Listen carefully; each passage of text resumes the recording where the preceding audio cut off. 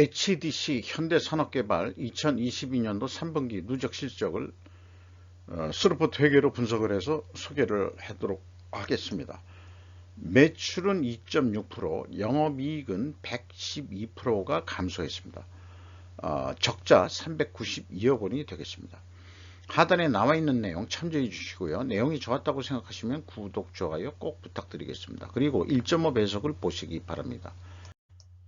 오늘 뉴스에 조선비즈 이미혁 기자의 보도 내용인데요. 490억 원 더 달라. 안된다. HDC의 방화 6구역 공사비 증액 요구 논란이라는 제목으로 보도가 나왔는데, 조합 측 주장인즉슨 고금리 물가 변동분 증가 비판. 근데 아니 정부가 추진하는 납품가 연재료 연동제와 무엇이 다른가? 물가 변동이 돼서 좀 올려달라 그러는 건데, 어떤 거냐? 그러니까 전제가란 비판적 용어 선택이 합리적인 용어인가? 이런 생각을 해보게 돼요. 언론기관에서 취사 선택하는 용어 언어가 말이죠. 그리고 시공사 측은 설계 변경에 따른 합리적 요구다. 그렇다면 분명히 계약할 때 확실히 했냐? 이걸 좀 물어보고 싶은 거죠. 또 상징적인 그림을 좀 어두운 데서 이렇게 또 촬영을 했는데, 어떤 사람인지는 모르겠습니다만은, HDC가 작년부터 언론에, 올해도 그렇고 언론에 심심치 않게 오르는 HDC 현대산업개발, 주로 이제 안전사고 등으로 좀 많이 악명을 높였죠. 이런 게 있어가지고 또 현대산업개발이 또 적자가 또 나가지고 좀 분석을 해봤습니다. 원가회계 손익으로서 매출은 2조 거의 4천억 원대로서 4천억 원은 아니네요.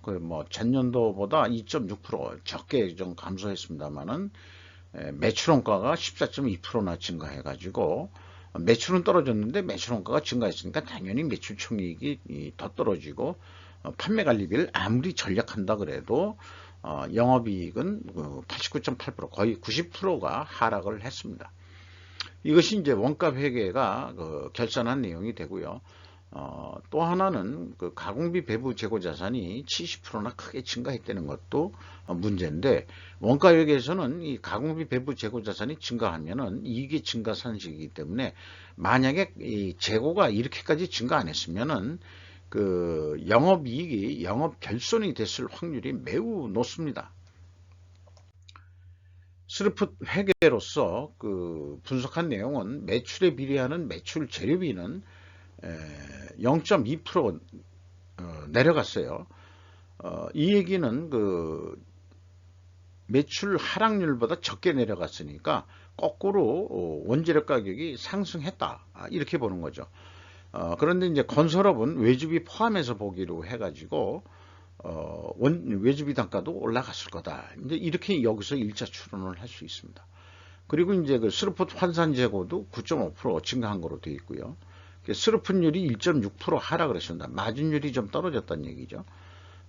근데 현장 운영 비용이 좀 거의 79.2% 크게 증가했고, 본사에서 판매 관리비 아무리 전략을 한다 한들 운영 비용이 55.3% 증가해가지고 생산성이 0.64포인트나 크게 하락을 했습니다. 그래서 스루풋상으로는, 원가 회계상으로는 372억 원 흑자로 결산을 했습니다만은 가공비 배부 재고 자산을 크게 증가했기 때문에 이렇게 된 거거든요.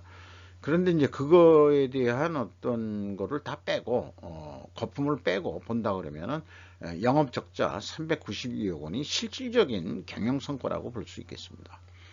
그래서 그 차이가 무려 764억 원이나 납니다. 재고자산 명세를 보면은 WCAI 완성주택과 미완성주택이 있는데, 완성주택은 분양이 돼서 조금 줄어들었습니다만 139억 원이, 미완성주택이란 건 아직 공사 중인 거죠. 제조업으로 치면은 지금 제공품에 해당하는 게 되겠습니다. 이 1,000억 원이라는 돈이 현재 열심히 지금 공사 중이라는 얘기죠. 거기다가 이제 미청구 공사 포괄 제공으로 인식하는 건데요. 이게 또 한 179억 원이나 크게 증가했습니다. 이것 때문에 그렇게 큰 차이가 나는 게 되는 것입니다. 수주사항을 보면은 이것도 마찬가지로 앞전에 KCG 건설도 했습니다만은 공무부 수준 정도 돼 있습니다. 그래서 이 그 완성 공사액이 매출액하고 일치하는 것도 아니고 회계 기간 개념이 없어요. 이 뭐 건설 엔지니어들이 그 자료를 줘가지고 그 재무 회계하는 사람들이 그냥 그 게재하는 건지는 모르겠습니다만은 수준이 뭐 제 생각에는 초등학교 수준뿐이 안 된다 이렇게 생각하고 현대중공업 가서 제발 한 수준 배우고 와라. 현대중공업은 위와 같은 양식으로 해준다. 그리고 이 완공 매출이 그 매출액하고 일치한다. 100% 일치하는 건 아니지만은 거의 일치한다. 좀 가서 배우고 왔으면 좋겠어요. 잘하는 데 가서 좀 배워왔으면 좋겠다. 그런 얘기입니다. 경영평가 지표로서 그 WCI 포괄입니다. 1.8 회전으로서 8.8% 하락했고 스루픈율도 그 1.6% 하락했으면 이렇게 동일 방향의 하락이면은 재고자산 매출원가 회계가 투명하다고 가정하는데 가정하더라도 입증을 해야 되는데 원재료 가격이 상승을 했든지 그 다음에 상승한 만큼 수주 판매 가격은 올리지를 못했다 이렇게 얘기를 할 수 있겠습니다.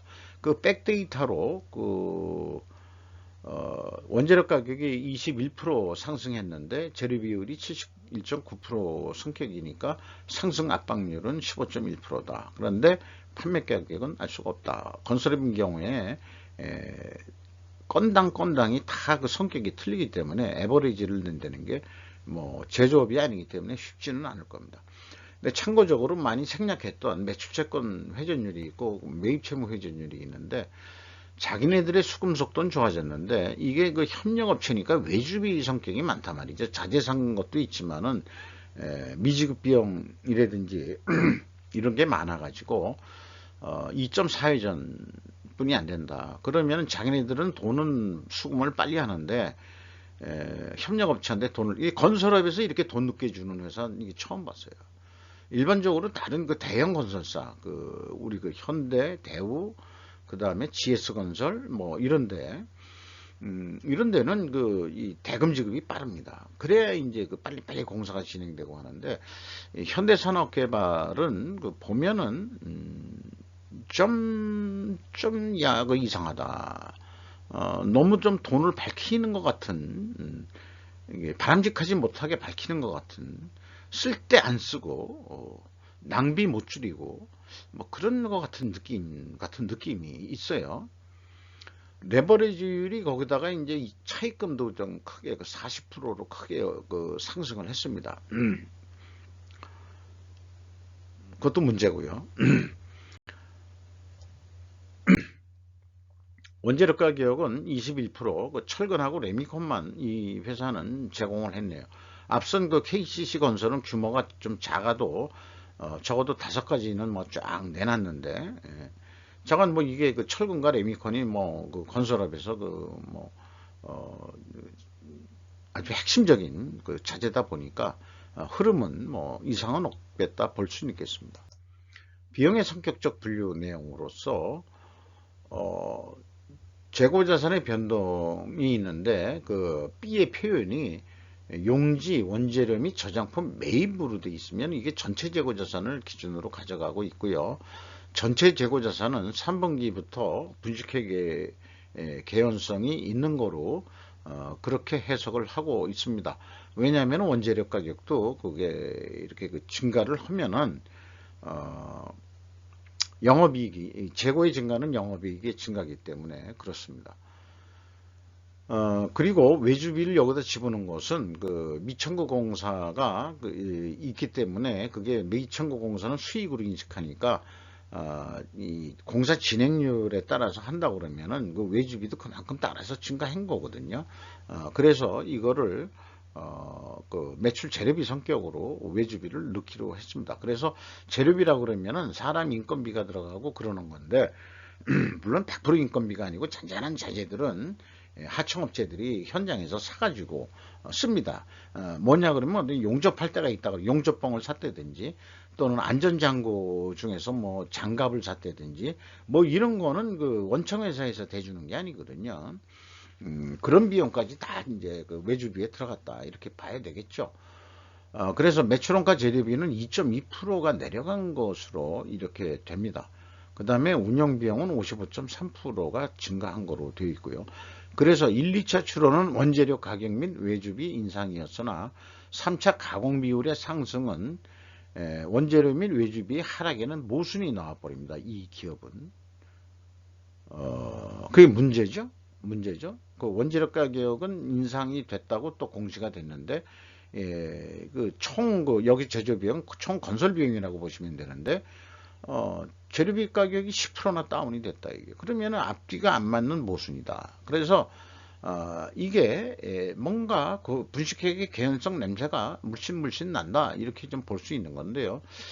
나중에 결론을 내기 하고, PQ 총 제조 비용의 차이는 일반적으로 이 미천구 공사의 이 차이거든요. 그래서 미천구 공사 증감을 나중에 다 빼면은 일치합니다. 여기까지는 좋았고, 현금 흐름표 기준으로 이게 좀 이해할 수가 없어요. 현금이 465억 원이 나갔다면은 재고가 465억 원만 증가하면 되는데 1090억 원이나 증가해가지고 625억 원이라는 재고 자산이 어디 하늘에서 굴러 떨어졌어요. 이게 도대체 뭔지 제 머리 수준으로는 아무리 상상해도 나오지가 않습니다. KCC 건설할 때는 자기네들이 설명한 게 KCC 그라스였나요? 했을 때는 흡수 합병 재고가 갭으로 인정이 된 경우가 있는데, 이게 도대체 제 머리로서는 나타내지가 않습니다. 그래서 이 HDC 현대산업개발인 경우에 추론 3차 추론에서 모순이 일어나는 것은 아마 이런 거하고 상관관계가 분명히 있을 거다. 인과관계까지는 못 찾아갔어요. 도대체 뭘까 하는 게 못 찾아갔습니다. 더 연구 과정. 근데 이런 걸 보면은 이제 제가 이제 호기심이 발동해가지고 계속해서 이제 추구를 좀 해본다든지 이런 거를 좀 점쟁이처럼 저도 그냥 척 뿜어냅니다 해가지고 야 이거 뭘 잘못한 거야 이렇게 나면 얼마나 제가 좀 유명해질 텐데 이 내부적으로 들어가기 전까지는 이건 모르죠. 내부 감사를 해봐야 돼요. 해봐야 뭘 나올 것 같은데 공인회계사는 어떻게 감사해가지고 하는지 모르겠어요. 공인회계사는 이렇게 틀린데도 오케이 하고서 공시해 이렇게 했을까요? 저는 참 그게 매우 궁금합니다. 그리고 미천구 공사 증감액은 큰 차이는 없습니다. 요런 정도면 요게 이제 대손상각 금액인 모양이다. 이렇게 이제 생각을 하게 되는데, 그래서 투명회계 과정이 있는데 모순이 됐잖아요. 모순 데이터가 확인이 됐는데, 또 필히 존재할 다른 결과를 꼭 찾아야 되지 않겠냐. 그래서 아까 구두로 말씀드린 대로 현금 흐름 자체가 검증이 되지 않는다. 그래서 회계 투명성 과정은 확인할 수 없고 오히려 말하자면 분식회계로 반증을 해야 되는 반대로 그런 경우가 되겠습니다. 그러니까 이제 현금 흐름표가 안 맞는데 그러면 안 맞는 그 내역은 뭐냐 하는 거에 대해서는 솔직히 연구 과정입니다. 저도 매우 궁금해 미치겠어요. 이런 거를 아까 말씀드린 대로 척 보면 앱니다. 이렇게 좀 나가야 되는데 건설업에서 경험한 게 크게 간접 경험뿐이 없어가지고 좀 문제가 있는 것 같고요. 좀 더 생각을 해보자 그러면은 지금 저는 화면이 약간 정지됐습니다. 왜냐면은 요게 이 저장할 때 가끔 이렇게 됩니다. 그걸 좀 양해해 주시고요. 다시 돌아왔네요. 운영비용 중에서 인건비가 1085억 원이 집행이 됐는데 전년보다 1.1% 증가했고 직원 수는 무려 188명이 증가했습니다. 그리고 초임 신입사원들이 많이 들어온 것 같아요. 왜냐면은 평균 임금이 내려갔거든요. 그래서 작년보다 평균 임금은 내려갈 것으로 보입니다. 그러니까 현대산업개발은 아마 고임금자들을 내보내고 신입 직원들을 대거 그 신규 채용해가지고 일자리를 또 만들었다고 좀 생색을 낼 것 같습니다만은 연봉은 떨어졌다. 그리고 지급 수수료가 이게 그 좀 이상하게 이렇게 많이 매출이 떨어지고 뭐 하는데도 지급 수수료는 어떻게 이렇게 76.7%가 내려가느냐. 아마 그 벌금 뭐 이런 거 나온 거 이쪽으로 다 처리한 건가 아니겠어요?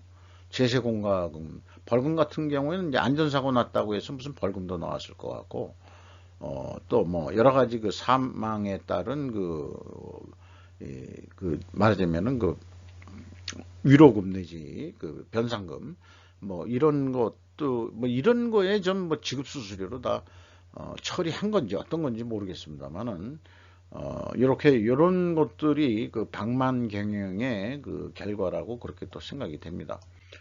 이렇게 해서 3분기까지 실적을 가지고 연간 매출을 예상해 보면은 3조 1천억 정도 해서 재고가 15% 오른다 그러면 한 2,300억 남는 거로 그래서 예상보다도 크게 증가하니까 만족 이래서 끝낼 수 있는데 무슨 사유가 있어 가지고 야 재고를 15%만 줄여봐 그러면은 영업적자 1,416억 원의 영업적자가 나버립니다. 이게 이제 원가 회계의 아주 가장 모순인 거죠. 재고가 내려가면은 영업이익도 내려간다. 이런 얘기가 되겠어요. 요거는 뭐 계속해서 드리는 말씀이니까 지나가고 그래서 그 영업 적자이기 때문에 흑자로 만들기 위해서 손익분기점 매출액이 얼마냐 그러면은 손익분기점 산식으로 하면은 3조 2천억 원 원가 회계하고 똑같은 그 형상으로 나옵니다. 그래서 그 3조 1천억 원으로 이 정산하는 걸 제한하는데 이게 그냥 하면은 한 그 2조 9천억 정도뿐이 안 되거든요. 그래서 재료비율을 5%만 인상시켜달라. 재료비는 아까 그 뭐 20% 가까이 인상이 됐는데 5%만 올려달라. 그러면 내가 우리가 마진율을 올려달라는 게 아니다. 이 마진율이 여기 33.5%인데 이렇게 해가지고 제안을 했다. 그래서 3조 1천억이 됐다. 이쪽도. 그러면은 이건 적자예요. 스루프상으로는. 그러면은 흑자를 내려면 어떡하냐. 포괄 재고 회전율을 그 9%만 증분을 시켜보자. 그러니까 이 얘기는 뭐냐 그러면 공사 진행 척도를 빨리 해서 완공을 해가지고 매출 인색을 더해라. 더 해야 된다 이런 얘기가 되겠습니다. 건설업에서는 물건을 더 판매하는 게 아니고요. 그러면은 한 3조 6천억 원의 매출을 일으킬 수 있고 그 다음에 영업이익은 1736억 원을 낼 수 있을 것이다.